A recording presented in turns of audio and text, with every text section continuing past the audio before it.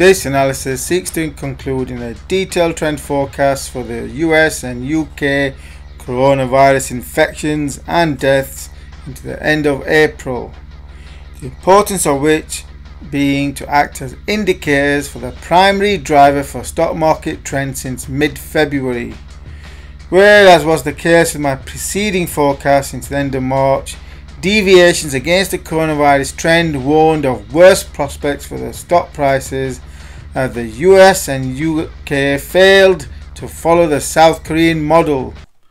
The US and France are on a similar trend trajectory of under-testing. Thus, as I've been warning for a month now, that the US has probably a huge pool of infected circulating and doubling every 3 or 4 days. That I estimated 2 weeks ago to be about 10 times the official number, to total at least 4,000, where US current tally of 23,000 suggests that the actual number of infected could easily exceed 250,000, more than tenfold the recorded infected number, due to the fact the US is still not testing enough. 110,000 tests today is a mere pinprick. The US should be testing that number every day.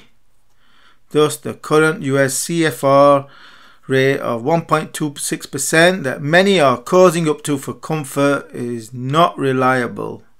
Not when we look at Italy, France and the UK, amongst which the US is most likely to emulate, rather than South Korea's 1.17%.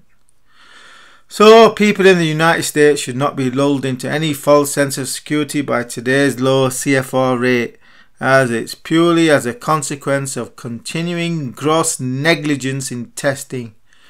The only advantage the US has is time, maybe 2 weeks ahead of the UK and 4 weeks ahead of Italy. So an advantage to act now to prevent catastrophe and avoid Italy's fate. Though with over 250,000 infected roaming the streets, a lot of deaths are already baked into what happens over the next 2 weeks. Therefore, this analysis results in the US targeting a CFR rate of 4% when the US curve starts to flatten during early May. Though this means that the CFR will be higher at the end of April 2020, probably at about 5%. Whilst the UK's CFR of those tested rocketed from 1% to 4.4%, and given my earlier analysis is on a steeper trend trajectory than Italy, so implies a just as bad outcome as Italy. However, the UK still has 2 weeks to act, and this week we saw the government panic to act. Nevertheless, the UK is heading for a CFR spike that could be as bad as Italy's 9%, but before it starts to flatten out and moderate towards the end of April, as the UK has wasted valuable time and acted too late, which will cost lives. So it's highly probable that the UK's CFR by end of April will be above 6%, probably 6.6%. And the rest of this extensive analysis that concludes in a detailed coronavirus trend forecast for both the US and UK, which is followed by stock market implications, has first been made available to patrons who support my work.